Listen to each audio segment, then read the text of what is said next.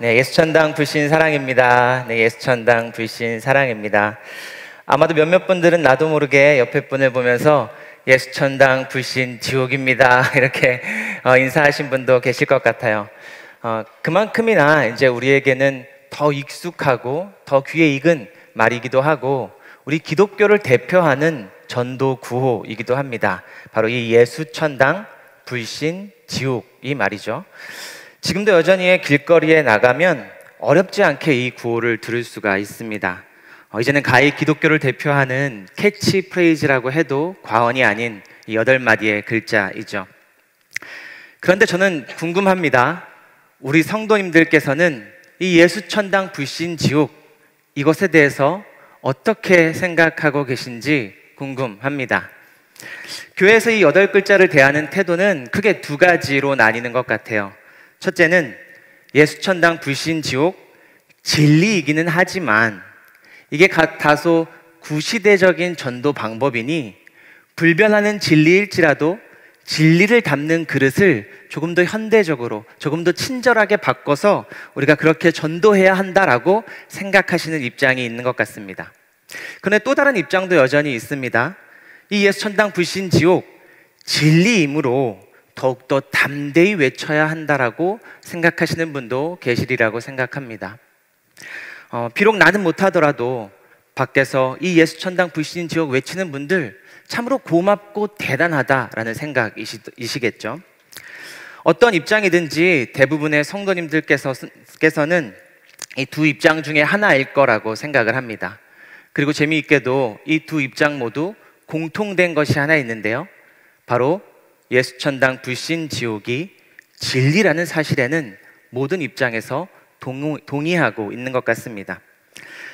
그런데 말이죠, 이 예수천당 불신 지옥 과연 진리일까요? 그렇다면 우리가 이렇게 진리를 외치는데도 불구하고 저들이 들을 귀가 없어서 듣고 있지 않는 걸까요? 아니면 이 불변의 진리를 우리가 아직도 아주 이 구시대적인 그릇에 담아서 듣지 않고 있는 것일까요? 사실 이 예수천당 불신지옥이라는 8마디를 만드신 창시자가 있습니다. 바로 본명은 최봉석 목사님이시고 우리에게는 최권능 목사님으로 더 잘 알려진 분이신데요. 이 목사님께서는 1902년이죠. 그러니까 목사님 나이 한 30 중반 때에 회심을 경험하신 후에요. 정말 그 후로 정말 미치광이처럼 이 예수천당 불신 지옥을 외치셨다고 합니다. 뭐 술집에 들어가서도 예수천당 불신 지옥, 그 누군가의 부엌에 막 들어가서도 예수천당 불신 지옥, 또 지나가던 목사님과 장로님이 있었는데 못 알아보고 예수천당 불신 지옥 이렇게 외치셨다고 합니다. 그래서 하루는 어떤 사람이 저도 예수님 믿어요, 나도 믿는 사람이에요 그랬더니 이 목사님이 그렇다면 당신은 왜 나를 전도하지 않았소? 그렇게 쏘아붙일 만큼 복음에 대해서, 전도에 대해서 대단한 열정을 가지셨던 목사님으로 알려져 있죠. 그리고 이 열정이 죽을 때까지도 변치 않은 것으로 우리에게 전해지고 있습니다. 일례로는 그 신사참배를 거부하셨다고 해요. 그것으로 인해서 투옥당하시고 고문당하실 때에 다른 방에서 막 신음소리가 났겠죠. 그런데 이 목사님께서는 맞을 때마다 예수천당 불신 지옥을 외치셨다는 일화가 굉장히 유명히 남아 있습니다. 심지어는 그 고문으로 인해서요 병을 얻게 되고 그렇게 해서 이제 옥에서 나오게 되는데 병원으로 가는 그 인력거꾼에게 예수천당 불신 지옥 외치셨고요.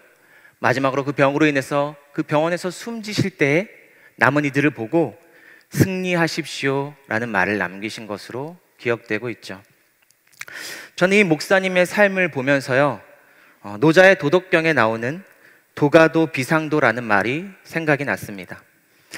도를 말로 할 수 있으면 더 이상 도가 아니다 라는 말인데요, 진리를 말로 할 수 있으면 그것은 진리가 아니라는 말이기도 하죠. 마찬가지로 기독교의 그 깊은 진리를 8자에 다 담아낸다는 것은 불가능한 일일 것입니다. 예수천당 불신지옥이라는 그 낱말에 기독교의 진리를 다 담는다는 것은 불가능한 것이었겠죠. 그럼에도 불구하고 이것이 진리로 외쳐질 수 있었다면 그거는 최권능 목사님의 열정과 그의 심장, 그리고 그곳에 부어진 성령의 능력 때문일 것입니다. 사실 세상 사람들이 마치 귀를 닫은 것처럼 보이는 이유는 이 예수천당 불신지옥이라고 하는 구호 때문이 아니라 그것을 전하는 우리의 태도 때문이 아닐까요? 혹시 저들이 들을 귀가 없어서가 아니라 우리가 제대로 말할 마음이 없어서는 아닐까? 우리가 제대로 전할 성령의 능력이 없어서는 아닐까? 우리가 복음을 선포할 심장을 가지지 못한 것은 아닐까? 돌아보아야 하지 않겠습니까? 오늘 말씀 15절을 함께 읽어보기를 원합니다. 15절입니다. 함께 읽습니다. 시작. 너희는 마음에 그리스도를 주로 삼아 거룩하게 하고 너희 속에 있는 소망에 관한 이유를 묻는 자에게 대답할 것을 항상 준비하되 온유와 두려움으로 하고. 아멘. 오늘 새번역 성경은 이 구절을 이렇게 번역합니다. 다만 여러분의 마음속에 그리스도 주님으로 모시고 거룩하게 대하십시오. 이렇게 번역합니다. 이 말씀은 기독교 공동체가 세상의 핍박과 조롱을 받을 때 쓰인 말씀인데요, 이 세상을 대하는, 세상이 우리를 비록 핍박하고 조롱할지라도 그 세상을 대하는 그리스도인의 자세와 태도가 이와 같아야 한다고 말하고 있는 겁니다. 그 핍박과 조롱 가운데 우리는 마음속에 그리스도를 모시고 이 심장이 그리스도의 심장이 되어서 거룩하게 그들을 대하는 사람들이란 뜻이겠죠. 사랑하는 성도님들, 오늘 말씀은요, 우리의 말이 아니라 우리의 마음을 점검하라고 이야기합니다. 우리 말이 어떠해야 한다고 이야기하지 않고 우리의 심장이 어떠하냐고 묻고 있습니다. 말 속에 진리를 담을 수 없다면 진리가 우리의 마음 가운데 담겨 있습니까? 항상 세상을 향해 대답할 것을 우리는 말로 준비해야겠죠. 그러나 무엇보다도 마음이 먼저 예수 그리스도의 마음이 되어야 할 줄로 믿습니다. 오늘 말씀 나누는 저와 여러분들은 예수천당 불신지옥이 진리가 되도록 우리 마음이 예수 그리스도의 심장이 되는 저와 여러분이 다 되시기를 바랍니다. 자, 그럼 우리는 어떻게 이 8마디 예수천당 불신지옥을 이 단순한 구호가 아니라요, 캐치프레이즈가 아니라 진리로서 선포할 수 있을까요? 제일 먼저 예수님이 곧 천국이고 천당이란 사실을 드러내야 합니다. 믿으실지는 모르겠습니다만 우리가 사는 시대에도 예수님을 눈으로 볼 수 있다고 하면 믿으시겠습니까? 예수님을 눈으로 볼 수 있는 곳이 있습니다. 어디일까요? 가고 싶으십니까? 네, 바로 교회입니다. 바울이 이야기하기로 교회가 그리스도의 몸된 몸이고, 그리고 예수께서 그 몸의 머리라고 말씀하신다면 교회는 곧 눈에 보이는 예수님이고 교회가 곧 천국이어야 합니다. 그런데 이 말을 들으면 나 이제 교회 좀 다녀봤고 여기저기 교회 많이 옮겨도 봤다라고 하시는 분들은 대번에 좀 실망하실 것 같아요. 왜냐하면 어느 교회를 가도 말이죠, 내가 상상하고 바라던 그 천국의 모습과는 너무나도 다르기 때문에 그렇습니다. 정말 좋다고 하는 교회에 가도 마찬가지일 겁니다. 내가 바라고 생각하는 천국과 교회의 모습은 다릅니다. 그런데 저는요, 이 생각이 완전히 깨어져 버렸던 아주 사소한 경험을 갖고 있습니다. 언제였냐면요, 제가 한번 이야기했던 것도 같은데요, 어릴 때부터 함께 신앙생활을 해오던 저와 이렇게 잘 지내던 동생 둘이 결혼을 하게 되었습니다. 그리고 그 결혼식에 갔는데 이 친구들은 이런저런 이유로 교회를 떠났던 사람들과도 계속 연락하고 지냈던 모양이더라고요. 다만 저는 그 교회의 또 목사의 아들이다 보니까 저하고는 연락이 끊겼던 분들이 많이 있었던 거죠. 참 마음이 불편하더라고요. 결혼식장에 들어갔는데 왜 교회에 나가게 되었고 어떻게 해서 교회에 나가게 됐는지를 다 알고 있는 저에게는 불편한 사람들 투성이었습니다. 그래서 눈에 보자마자 그냥 축의금 내고 돌아가야 되나 라고 생각을 했는데요, 그날 저 끝까지 자리 지키고 사진 찍고 식사하고 모든 사람들하고 인사하고 돌아왔습니다. 왜 그랬을까요? 거기를 보고 있는데 거기가 천국 같더라고요. 천국은 그런 곳 아니겠습니까? 저랑 사이 좋으면 가고 나랑 사이 좀 안 좋으면 못 가는 곳이 아니라 믿음으로 가는 곳이 천국이라면 거기 계신 모든 분들 다 믿는 사람들이었거든요. 그렇다라고 하면 천국이 그렇겠죠. 내 마음은 조금 불편할지 몰라도 믿음으로 하나님께서 구원하신다면 그 자리가 곧 천국일 거라는 생각이 갑자기 들었습니다. 그래서 저는 그곳에서 싸우고 다투고 불편하고 그런 사람들이 많이 있었지만 끝까지 자리를 지키고 천국이겠거니, 아니 천국이 이래야만 하지 라는 생각으로 자리를 지켜보았습니다. 교회가 천국인가요? 내가 바라는 천국의 모습이 아니라서 쉬 떠나버린다면, 나가버린다면 교회는 천국 아닙니다. 그런데 내가 바라는 모습은 아닐지라도 하나님이 바라시는 그 천국으로 만들고자 하는 사람이 있다면 교회는 천국입니다. 그리고 그 사람이 나라고 한다면 교회는 반드시 천국이 될 줄로 믿습니다. 우리가 19절과 20절의 말씀도 오늘 함께 읽어보기를 원하는데요. 19절, 20절입니다. 시작. 그가 또한 영으로 가서 옥에 있는 영들에게 선포하시니라. 그들은 전에 노아의 날 방주를 준비할 동안 하나님이 오래 참고 기다리실 때에 복종하지 아니하던 자들이라. 방주에서 물로 말미암아 구원을 얻은 자가 몇 명뿐이니 겨우 8명이라. 아멘. 잘 아시는 노아의 방주 이야기입니다. 그런데 저는 이 이야기요, 하나님께서 인간을 싹 다 쓸어버리시려고 작정하고 홍수를 일으키신 사건이 아니라 우리를 살리시기 위해서 방주를 지으신 구원 사역임을 믿습니다. 우리가 이 하나님의 구원 사역임을 이해한다면 우리는 방주를 만드는 사람을 향해서, 아니 세상에 무슨 비가 온다고 방주를 짓습니까? 아니 그게 무슨 배입니까? 그게 무슨 방주입니까? 그게 뜨기나 하겠습니까? 라고 질책할 것이 아니라 그와 함께 손을 보태어 방주를 만들어야 하는 것이죠. 사랑하는 성도님들, 저와 여러분은 동숙교회라는 이 땅의 구원 방주를 짓는 그와 노아와도 같은 믿음이 있기를 바랍니다. 우리는 이 자리에 천국을 만들어 가는 겁니다. 만약 세상 사람들이 보기에 그게 무슨 천국입니까? 가보니 싸우기만 하던데요? 가보니 다투기만 하던데요? 가보니 배신도 있고 불의도 있던데요? 부당하던데요? 그렇게 질책할 것이 아니라 정말 구원을 믿는 사람들은 이 안에서 우리 교회를 방주로 지어가는 사람들이란 사실입니다. 저와 여러분은 노아처럼 그 믿음으로 우리 교회를 구원의 방주 만드시는 저와 여러분이 다 되시기를 주님의 이름으로 축복합니다. 제가 오늘 말씀을 시작할 때에 예수천당 불신 지옥 과연 진리일까요? 라고 어쩌면 조금은 도발적인 질문으로 시작했는지도 모르겠습니다. 엄밀히 말해서 이 불신 지옥이라기보다요, 저는 죄값 지옥, 불신, 사랑이 더 성경적인 말이 아닐까 싶습니다. 성경에는 사실 그런 말이 없거든요. 예수님 믿지 않으면 지옥에 보내버릴 거야. 너 예수님 믿지 않으면 지옥 가게 될 거야. 그런 말은 성경에 있지도 않고요, 성경이 지지하는 사상도 아닙니다. 대신에 로마서 3장에 보면 이런 말씀이 있죠. 죄인들은 반드시 심판을 받게 될 것이라는 것, 그리고 의인은 없으니 하나도 없다는 말씀이 있습니다. 그렇다라고 한다면 예수님께서는요, 잘 살고 있는 어떤 사람이 너 나 믿어?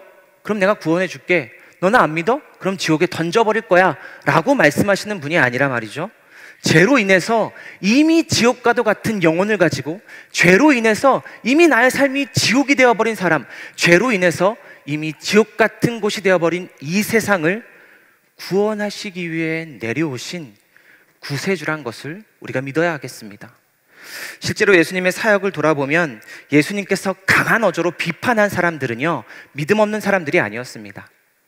당시 시대에 믿음 있다고, 아니 믿음이 강하다고, 본받아야 한다고 했던 사람들에 대해서 예수님께서는 강한 어조로 비판하셨고요, 반대로 믿음이 없다고 여겨지는 사람들, 죄가 많다고 여겨지는 사람들, 가난한 자, 병든 자, 세금 징수원, 그리고 죄인들, 그런 불신자들을 구원하시기 위해서 예수님께서는 그들에게 사랑으로 다가가셨습니다. 그러니 성경은 우리에게 가르치는 것이 불신 지옥이 아니라 불신 사랑이라고 말해야만 할 것 같습니다. 그리고 무엇보다 예수 천당이 불신 지옥이요, 우리에게 일으키는 어떤 강력한 오해 한 가지가 있는데요, 구원이 마치 나의 선택에 달려있다는 착각을 불러일으킨다는 것입니다. 예수 천당, 예수를 선택하면 난 천국 가고 예수를 선택하지 않으면 지옥에 간다는 생각이죠. 예수께서는 단 한 번도 나 믿으면 살고 안 믿으면 죽는데 너 어떡할래? 이렇게 우리에게 시험하듯 묻지 않으셨습니다. 너무도 당연한 것입니다. 왜냐하면 예수님께서는 우리를 시험하러 오신 것이 아니라 우리를 구원하러 이 땅에 오셨기 때문에 그렇습니다. 한번 119 구조대를 생각해 보십시오.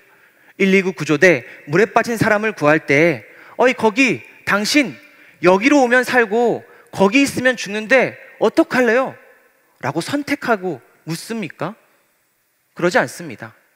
묻지도 따지지도 않고 물에 빠진 사람이 있으면 119 구조대는 구하러 갑니다. 거기가 물속일지라도 불속일지라도 말이죠. 그 자리에 생명만 있다면 119 구조대는 선택하세요, 내가 살려줄 수 있는데 나에게 오세요 라고 말하지 않고 그냥 갑니다. 그리고 그의 손을 잡고 끌어냅니다. 하물며 사람의 구조 활동이 이럴진데 하나님의 구원 사역은 어떻겠습니까?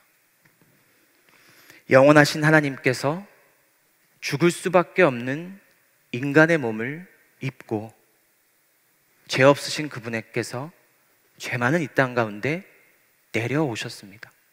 구원하시려고. 우리의 모든 죄를 대신 지고 십자가 위에 죄 없으신 그분이 우리를 대신하여 달리심으로 우리를 건져주셨다는 것이 우리가 믿는 것이 아니겠습니까? 예수께서는 믿지 않으면 지옥에 보내겠다고 말씀하신 분이 아니라 믿지 않을 때 먼저 찾아와 주신 분임을 저는 믿어 의심치 않습니다. 그분은 오셔서 이렇게 선포하셨습니다. 회개하라, 천국이 가까이 왔느니라. 천국이 가난한 자의 것이라고 선포하셨고 천국이 너희 안에 있다고 말씀하셨고 그렇게 천국을 향한 우리들의 길이 되어 주셨습니다. 열린 문이 되어 주셨습니다. 그분이 바로 우리를 구원하신 우리 주 예수 그리스도이심을 믿으시기를 바랍니다. 스바냐 3장 17절의 말씀입니다. 너의 하나님 여호와가 너희 가운데 계시니 그는 구원을 베푸실 전능자이시라. 그가 너로 말미암아 기쁨을 이기지 못하시며 너를 잠잠히 사랑하시며 너로 말미암아 즐거이 부르며 기뻐하시리라. 아멘. 사랑하는 성도님들, 예수님께서는요, 이 구원을 선택의 문제로 우리에게 제출하시기 위해서 이 땅에 시험 감독관으로 오신 분이 아니라 우리에게 구원을 베푸실 전능자, 구세주로 이 땅에 오셨음을 믿으시기를 바랍니다. 마지막으로 우리 예수님께서 우리에게 구원을 베푸신 이 방식에 대해서 말씀을 나누고 마치기를 원하는데요, 너무나도 잘 아는 삭개오의 이야기를 하려고 합니다. 아마도 삭개오는 예수님께서 지나간다는 소문을 들었겠죠. 그 소문을 듣고 한번 예수님 보려고 뽕나무에 올라갔을 겁니다. 예수님이 자신을 불러주시리라고는 기대조차 하지 않고 그 뽕나무에 올라갔을 테죠. 그런데 그 순간 예수님께서 삭개오에게 먼저 말씀을 이렇게 건네십니다. 삭개오야, 어서 내려오너라. 오늘 내가 내 집에서 너의 집에서 묵어야 하겠다. 그렇게 예수님께서는 기대도 하지 않던 삭개오에게 먼저 초대해 주십니다. 사람들은 수근거렸습니다. 우리 예수님 죄인의 집에 머무르려고 한다, 죄인과 함께 먹고 마시려고 한다, 수근거렸습니다. 그런데 예수님 개의치 않으시고 그 죄인의 집에 들어가셔서 그 자리에서 삭개오의 손님이 되어 주셨습니다. 그리고 삭개오와 함께 더불어 먹고 마시셨을 것입니다. 그리고 그 안에서 선포하셨죠. 오늘 구원이 이 집에 이르렀다. 이 사람도 아브라함의 자손이다. 인자는 잃은 것을 찾아 구원하러 왔다 라고 말씀하십니다. 저는 이것이 예수님께서 우리에게 보여주신 시대를 초월한 복음을 선포하고 전도하는 방식이라고 믿어 의심치 않습니다. 이 방식은 이런 것입니다. 첫째로 먼저 찾아오셔서 우리를 초대해 주십니다. 둘째로 기꺼이 자격 없고 죄 많은 우리 안에 들어와 주십니다. 셋째로 그 안에서 기쁜 소식 복음을 선포해 주셨다는 것입니다.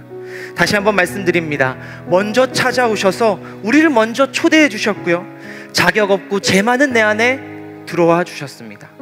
그리고 그 안에서 친히 그 아름다운 기쁜 소식을 선포해 주셨다는 것, 이것은 시대를 초월해서, 아니 영원 불변의 진리를 진리답게 선포하는 방식임을 우리 주 예수 그리스도께서 우리에게 보여주셨다는 사실입니다. 우리는 예수천당 불신지옥이라고 하는 그 시험 문제지를 세상에 뿌리는 사람들이 아닙니다.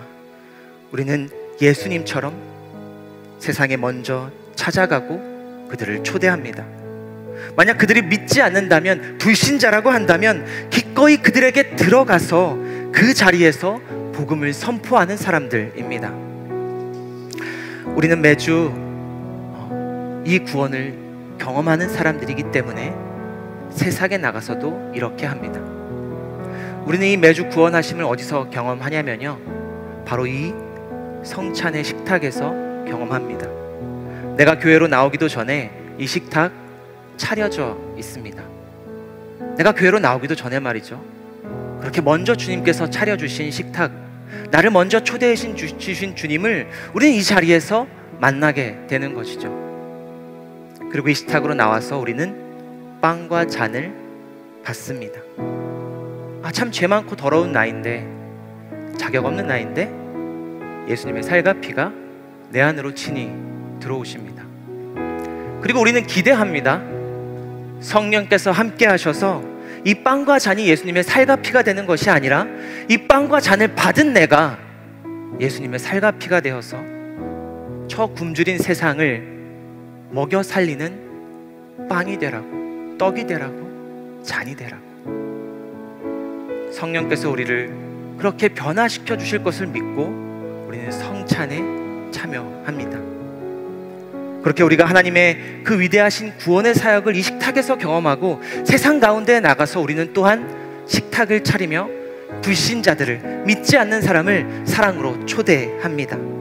그때 이사야서 11장의 예언은 반드시 성취되리라고 저는 믿어 의심치 않습니다. 우리 이사야 11장의 9절의 그 말씀을 함께 읽겠는데요, 이 예언이 성취될 것처럼 한번 선포하며 저와 함께 읽으시겠습니다. 시작. 내 거룩한 산 모든 것에서 해됨도 없고 상함도 없을 것이니 이는 물이 바다를 덮음같이 여호와를 아는 지식이 세상에 충만할 것임이니라. 아멘. 사랑하는 동숙교회 성도님들, 예수님을 따르는 우리가 교회고 교회는 천국입니다. 그리고 우리 안에 예수 그리스도가 있다면 우리 역시 천국입니다. 우리가 천국이 되어서 세상 가운데 나가 불신자들에게 천국을 맛보게 하는, 여호와의 선하심을 맛보아 알게 하는 그런 천국이 되기를, 그런 교회가 되기를, 그런 영혼이 되기를 주님의 이름으로 축복합니다. 그렇게 우리가 예수 천당 불신 사랑으로 세상 가운데 나아가는 동숙교회 모든 성도님이 되시기를 주님의 이름으로 축복합니다. 반드시 물이 바다를 덮게 될 것입니다.